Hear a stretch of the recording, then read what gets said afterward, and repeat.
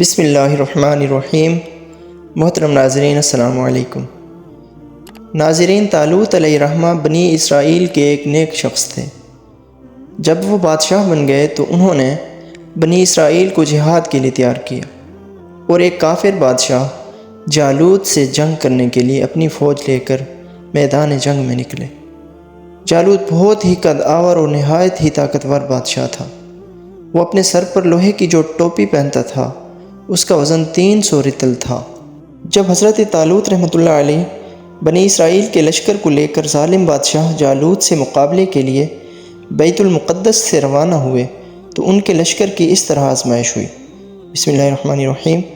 فلما فصل طالوت بالجنود قال ان اللہ مبتلیکم بنہر فمن شرب منہ فلیس منی ومن لم یطعمہ فانہ منی الا من اغترف غرفۃ بیدہ فشربوا منہ الا قلیلا منہم۔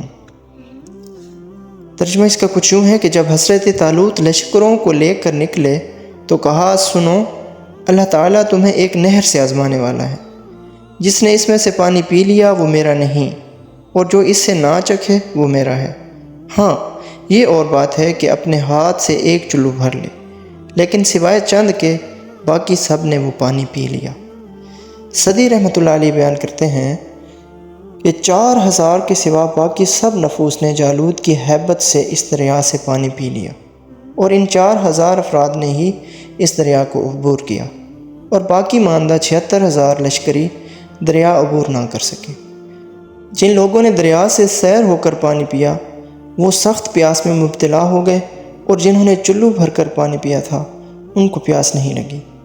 اور انہوں نے جالوت کو دیکھا تو انہوں نے کہا، آج ہم جالوت اور اس کے لشکر سے لڑنے کی طاقت نہیں رکھتے۔ اور ان میں سے بھی 3680 تقریباً نفوس واپس ہو گئے، اور طالوت اہل بدر کی تعداد کے مطابق 313 نفوس باقی رہ گئے۔ جالوت کے عظیم لشکر سے 313 مسلمانوں کا مقابلہ تھا جو اطاعت گزار تھے۔ ان کے حوصلے مضبوط تھے۔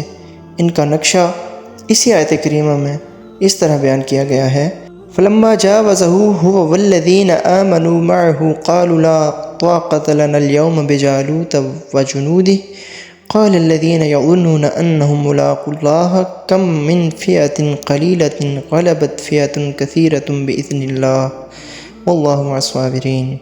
یعنی حضرت طالوت مومنین سمیت جب نہر سے گزر گئے تو وہ لوگ کہنے لگے، آج تو ہم میں طاقت نہیں کہ جالوت اور اس کے لشکروں سے لڑیں، لیکن اللہ تعالیٰ کی ملاقات پر یقین رکھنے والوں نے کہا، بسا اوقات چھوٹی اور تھوڑی سی جماعتیں بڑی اور بہت سی جماعتوں پر اللہ کے حکم سے غلبہ پا لیتی ہیں، اور بے شک اللہ تعالیٰ صبر کرنے والوں کے ساتھ ہے۔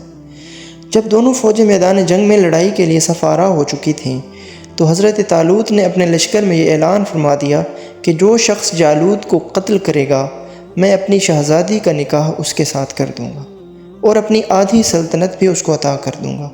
یہ فرمان شاہی سن کر حضرت داؤد علیہ السلام آگے بڑھے، جو ابھی بہت ہی کم سن تھے، اور بیماری سے آپ کا چہرہ مبارک زرد ہو رہا تھا، اور غربت و مفلسی کا یہ عالم تھا کہ بکریاں چرا کر اس کی اجرت سے گزر بسر کرتے تھے۔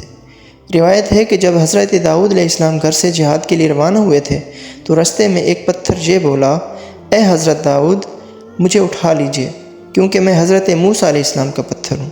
پھر دوسرے پتھر نے آپ کو پکارا کہ اے حضرت داؤد علیہ السلام، مجھے اٹھا لیجئے کیونکہ میں حضرت ہارون علیہ السلام کا پتھر ہوں۔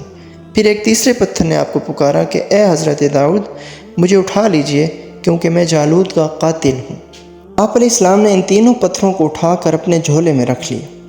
جب جنگ شروع ہوئی تو حضرت داؤد علیہ السلام اپنی گوپھن لے کر صفوں سے آگے بڑھے، اور جب جالوت پر آپ کی نظر پڑی تو آپ نے ان تینوں پتھروں کو اپنی گوپھن میں رکھ کر اور بسم اللہ پڑھ کر گوپھن سے تینوں پتھروں کو جالوت کے اوپر پھینکا، اور یہ تینوں پتھر جا کر جالوت کی ناک اور کھوپڑی پر لگے، اور اس کے بھیجے کو پاش پاش کر کے سر کے پیچھے سے نکل کر 30 جالوتیوں کو لگے، اور سب کے سب مقتول ہو کر گر پڑے۔ پھر حضرت داؤد علیہ السلام نے جالوت کی لاش کو گھسیٹتے ہوئے لا کر اپنے بادشاہ حضرت طالوت کے قدموں میں ڈال دی، اور اس پر حضرت طالوت اور بنی اسرائیل بے حد خوش ہوئے۔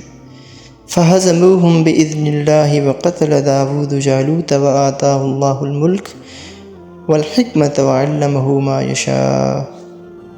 چنانچہ اللہ تعالیٰ کے حکم سے انہوں نے جالوتیوں کو شکست دے دی اور حضرت داؤد علیہ السلام کے ہاتھوں جالوت کا قتل ہوا، اور اللہ تعالیٰ نے داؤد علیہ السلام کو مملکت و حکمت اور جتنا کچھ چاہا علم بھی عطا فرما دیا۔ جالوت کے قتل ہو جانے سے اس کا لشکر بھاگ نکلا اور حضرت طالوت کو فتح مبین ہو گئی، اور اپنے اعلان کے مطابق حضرت طالوت نے حضرت داؤد علیہ السلام کے ساتھ اپنی لڑکی کا نکاح کر دیا اور اپنی آدھی سلطنت کا ان کو سلطان بنا دیا۔ پھر پورے 40 برس کے بعد جب حضرت طالوت بادشاہ کا انتقال ہو گیا تو حضرت داؤد علیہ السلام پوری سلطنت کے بادشاہ بن گئے، اور جب حضرت شموئیل علیہ السلام کی وفات ہو گئی تو اللہ تعالیٰ نے حضرت داؤد علیہ السلام کو سلطنت کے ساتھ نبوت سے بھی سرفراز فرما دیا۔ سبحان اللہ۔ آپ سے پہلے سلطنت اور نبوت دونوں اعزاز ایک ساتھ کسی کو بھی نہیں ملا تھا۔ آپ پہلے شخص ہیں کہ ان دونوں عہدوں پر فائز ہو کر 70 برس تک سلطنت اور نبوت دونوں منصوبوں کے فرائض پورے کرتے رہے، اور پھر آپ کے بعد آپ کے فرزند حضرت سلیمان علیہ السلام کو بھی اللہ تعالیٰ نے سلطنت اور نبوت دونوں مرتبوں سے سرفراز فرمایا۔ حضرت طالوت کی سرگزشت کی طرح حضرت داؤد علیہ السلام کی مقدس زندگی سے بھی یہی سبق ملتا ہے کہ اللہ تعالیٰ جب اپنا فضل و کرم فرماتا ہے تو ایک لمحے میں رائی پہاڑ اور ذرے کو آفتاب بنا دیتا ہے۔ غور کرو کہ حضرت داؤد علیہ السلام ایک کم سن لڑکے تھے اور خود نہایت ہی مفلس اور ایک غریب باپ کے بیٹے تھے، مگر اچانک اللہ تعالیٰ نے ان کو کتنے عظیم اور بڑے بڑے مراتب و درجات کے اعزاز سے سرفراز فرما دیا کہ ان کے سر پر تاج شاہی رکھ کر انہیں بادشاہ بنا دیا، اور ایک بادشاہ کی شہزادی ان کے نکاح میں آئی، اور پھر نبوت کا مرتبہ بلند انہیں عطا ہوا۔ اس سے بڑھ کر انسان کے لیے کوئی بلند مرتبہ ہو سکتا ہی نہیں ہے۔ پھر اللہ تعالیٰ کی قدرت قاہرہ کا جلوہ دیکھو کہ جالوت جیسے جابر اور طاقتور بادشاہ کا قاتل حضرت داؤد علیہ السلام کو بنا دیا، جو ایک کم سن لڑکے اور بیمار تھے، اور وہ بھی ان کے 3 پتھروں سے قتل ہوا۔ حالانکہ جالوت کے سامنے ان چھوٹے چھوٹے 3 پتھروں کی کیا حقیقت تھی، جبکہ وہ 300 رطل وزن کی فولادی ٹوپی پہنے ہوئے تھا۔ مگر حقیقت تو یہ ہے کہ اللہ تعالیٰ اگر چاہے تو ایک چیونٹی کو ہاتھی پر غالب کر دے، اور اللہ تعالیٰ اگر چاہے تو ہاتھی ایک چیونٹی کا کچھ بھی نہیں بگاڑ سکتا۔ بے شک ایسا ہی ہے۔ تو ناظرین، اگر انسان کو اللہ طاقت دیتا ہے تو اس پر گھمنڈ نہیں کرنا چاہیے، اور اگر خدا نخواستہ ہم پر آزمائش ہوتی ہے تو اس میں بھی صبر و استقامت کا مظاہرہ کرنا چاہیے۔ اللہ تعالیٰ ہمیں مزید عمل کی توفیق دے، آمین۔ اگر ویڈیو اچھی لگی ہے تو لائک کر دیں اور چینل کو سبسکرائب کر دیں۔ ملتے ہیں انشاءاللہ اگلی ویڈیو میں، تب تک کے لیے اللہ حافظ ناصر۔